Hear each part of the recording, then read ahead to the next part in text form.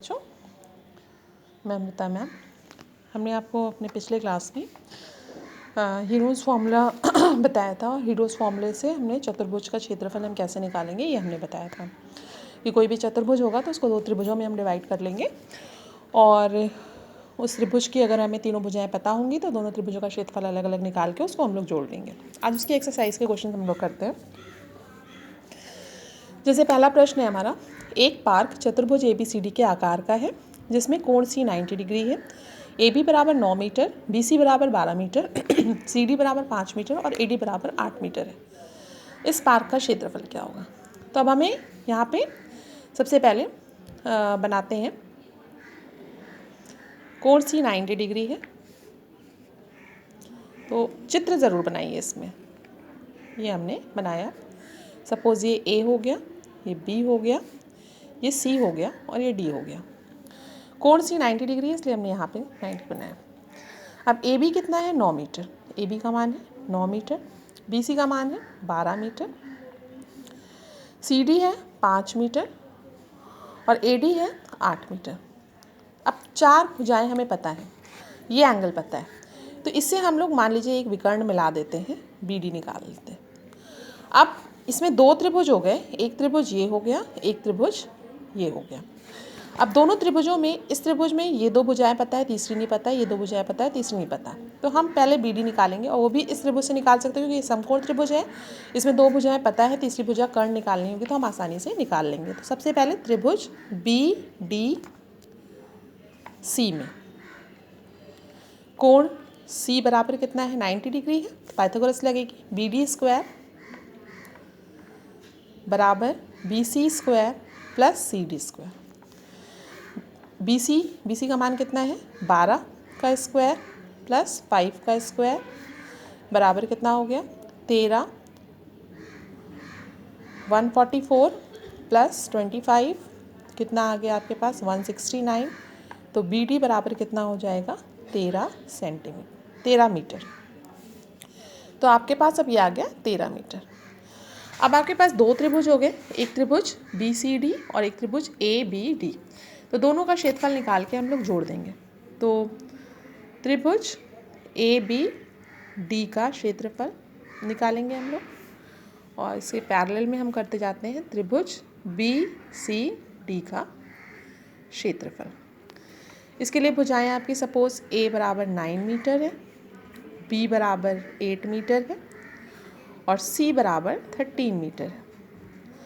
और ये समकोण त्रिभुज है तो समकोण त्रिभुज का क्षेत्रफल हम डायरेक्ट निकाल सकते हैं कि समकोण त्रिभुज का क्षेत्रफल क्या होता है।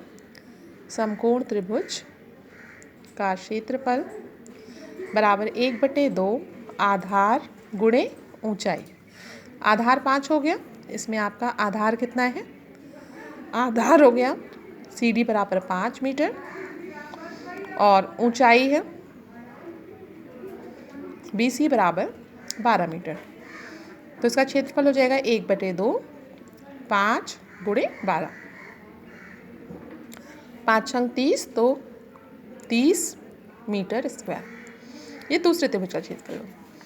अब इसमें हम लोग पहले S निकालेंगे, A plus B plus C/2। 9 plus 8 plus 13/2 कितना हुआ? 9 8 17, 17 13 30, 30/2 यानी कितना हो गया? 15 मीटर।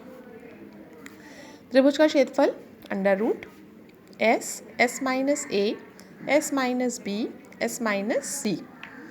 तो under root 15, 15 minus 9, 15 minus 8, 15 minus 13 कितना हुआ? अंडर रूट 15 गुणे 6 गुणे 7 गुणे 13 में 15 में से 3 गए 13 गए 2।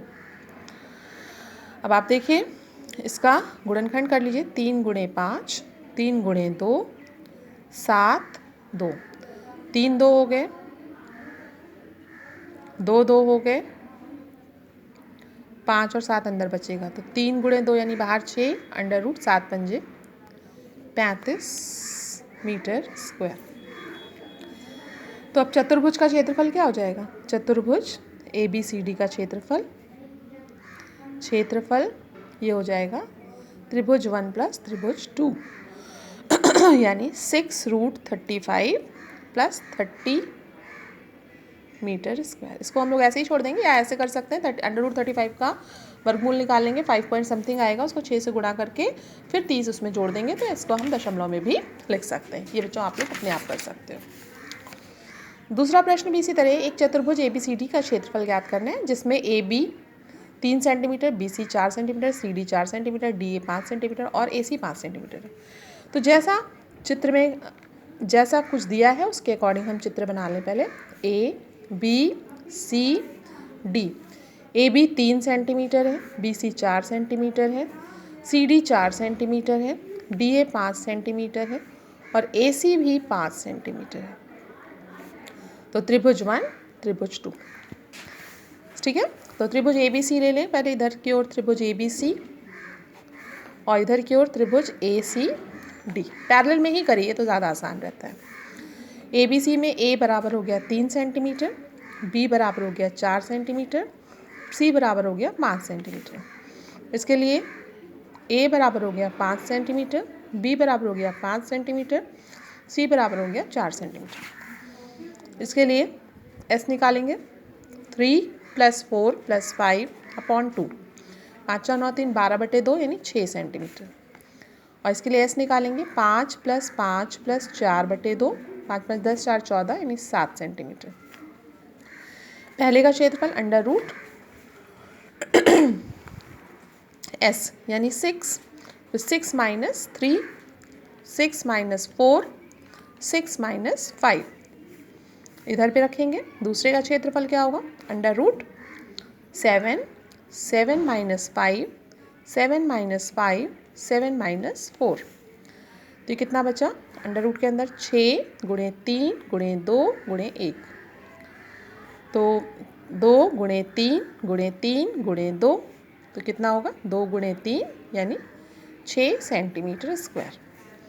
और इधर निकालेंगे हम लोग अंडर रूट 7 × 2 × 2 × 3, 2 तो बाहर आ जाएगा, अंडर रूट के अंदर 7 × 3 = 21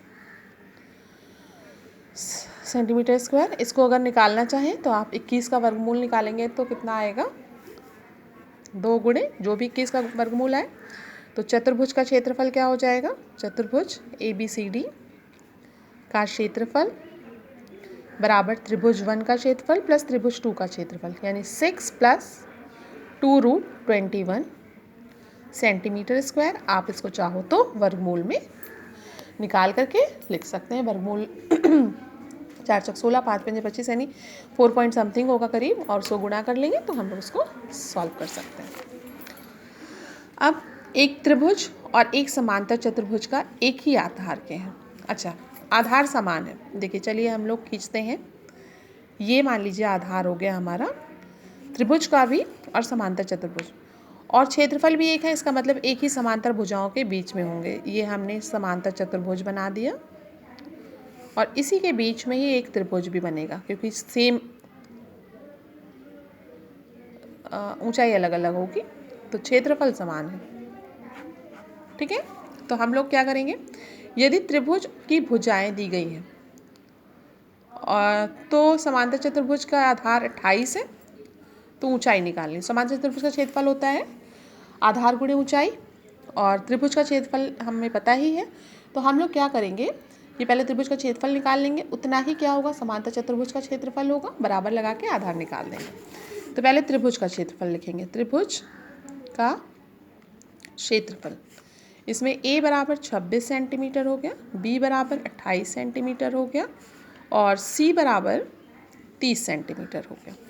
मतलब आपका एक त्रिभुज है ये 28 सेंटीमीटर, 26 सेंटीमीटर और 30 सेंटीमीटर का, और जो समांतर चतुर्भुज है वो 28 सेंटीमीटर आधार है, ऊंचाई हमें नहीं पता, h मान लेते हैं।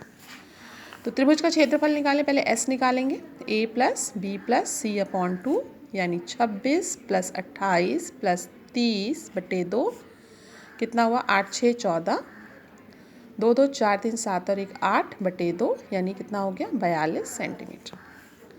त्रिभुज का क्षेत्रफल हो जाएगा under root S, S - A, S - B, S - C। यानी under root 42, 42 minus 26, 42 minus 28, 42 minus 30, under root 42, 12 में से 6 गए 6, 1, 12 में से 8 गए 4, 1 गुणे 12। इसके गुणनखंड हम लोग कर लेंगे। 42 के करेंगे तो 21, 2 गुणे 3 गुणे 7, 2 3 6 7 42, 16, 2 गुणे 2 गुणे 2 गुणे 2, 2 दूनी 4 दूनी 8 दूनी 16, 14 को 2 गुणे 7, 12 को 2 गुणे 2 गुणे 3, तो कितना होगा? अब इसका वर्गमूल हम निकाल लें। देखिए 2 1 2 3 4 5 6 7 8 2 है, तो यानी 2 गुणे 2 गुणे 2 गुणे 2, 3 कितने हैं? 1 और 2 3 है, तो 3, 7 कितने हैं?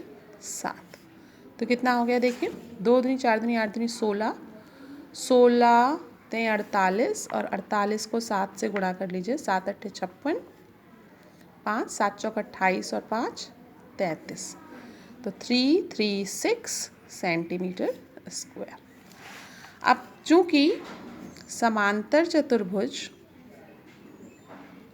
का क्षेत्रफल जो है वो त्रिभुज के क्षेत्रफल के बराबर है, तो इसको हम लिख सकते हैं। समांतर चतुर्भुज का क्षेत्रफल क्या होता है? आधार गुणे ऊंचाई बराबर 336 हो गया। आधार कितना है? 28 गुणे ऊंचाई बराबर 336, तो ऊंचाई कितनी हो जाएगी? 336 बटे 28, 28 से भाग दें अगर हम लोग, 4 से 4 7 28, 4 8 32, 4 चौक 16, 7 एकम 7, 7 दूनी 14, तो h बराबर 12 सेंटीमीटर। तो इसकी हेल्प से हमने उसकी संगत ऊंचाई ज्ञात कर ली। तो पहले क्षेत्रफल निकाला। अब अगला क्वेश्चन है एक समचतुर्भुज। समचतुर्भुज का मतलब हुआ चारों भुजाएं बराबर होनी चाहिए, तो एक समचतुर्भुज हम लोग खींच दें। ये हमने खींचा एक समचतुर्भुज ए बी सी डी। चारों भुजाएं बराबर होती हैं और समांतर होती हैं। 18 गायों के चढ़ने के लिए घास का है। यदि समचतुर्भुज की प्रत्येक भुजा कितनी है? 30 मीटर, 30 मीटर, 30 मीटर, 30 मीटर, और एक बड़ा विकर्ण 48 है। सपोज ये बड़ा विकर्ण है 48, 48। समचतुर्भुज में क्या होता है? दोनों विकर्ण एक दूसरे को समकोण पर समद्विभाजित करते हैं, ये आपको पता होना चाहिए। यानी ये अगर 48 है तो ये कितना हो गया? 24, और ये 24, और ये कितना है? 30 है। इसको O मान लें तो हम लोग इससे ये निकाल सकते हैं, ये 90 डिग्री होगा।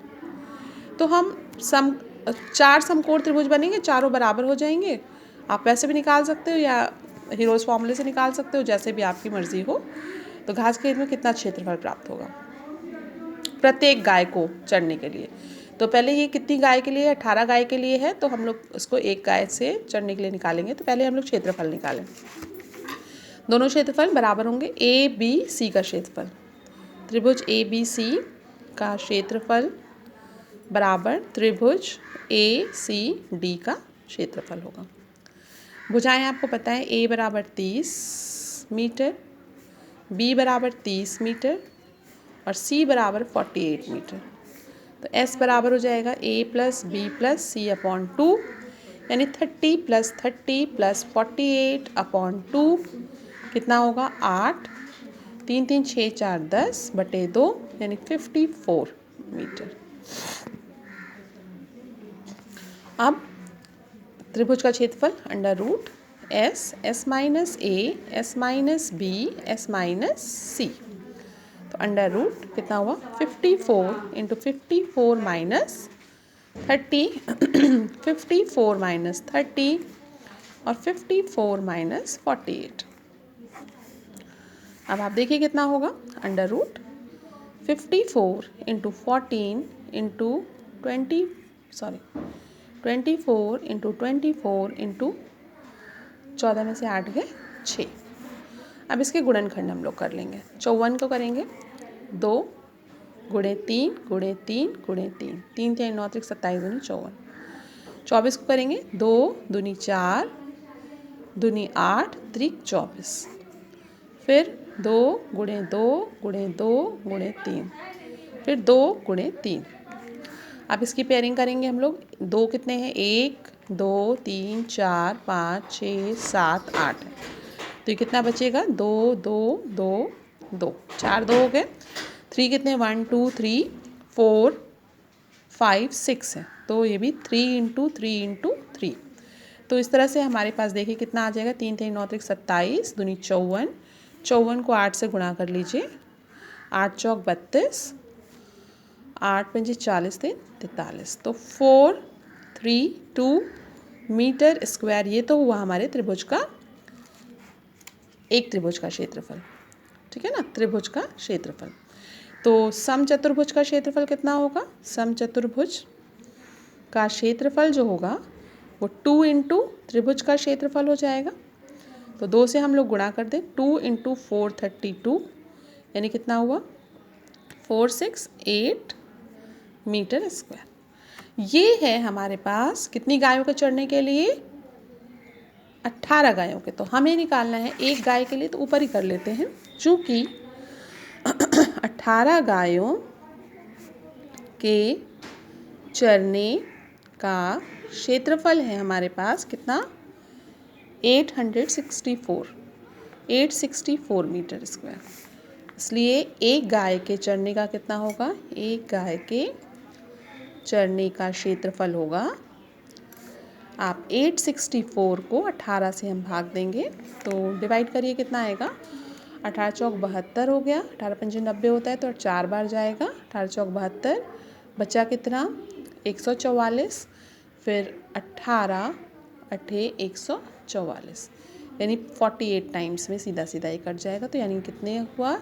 48 मीटर स्क्वायर जो है वो प्रत्येक गाय को चढ़ने के लिए क्षेत्रफल चाहिए बच्चों। ठीक है बच्चों, तो आप लोग ध्यान रखिएगा। ये हमने कहाँ पे किया है, इसके बाद ये ऊपर किया हुआ है, तो इसको बहुत अच्छे से बच्चों नोट कर लीजिएगा। फिर इसके आगे के क्वेश्चंस आप लोग करने की कोशिश कीजिएगा। नहीं आता है तो फिर उसको हम लोग अपने नेक्स्ट क्लास में कंटिन्यू करेंगे। ओके बच्चों, thank you, have a nice day.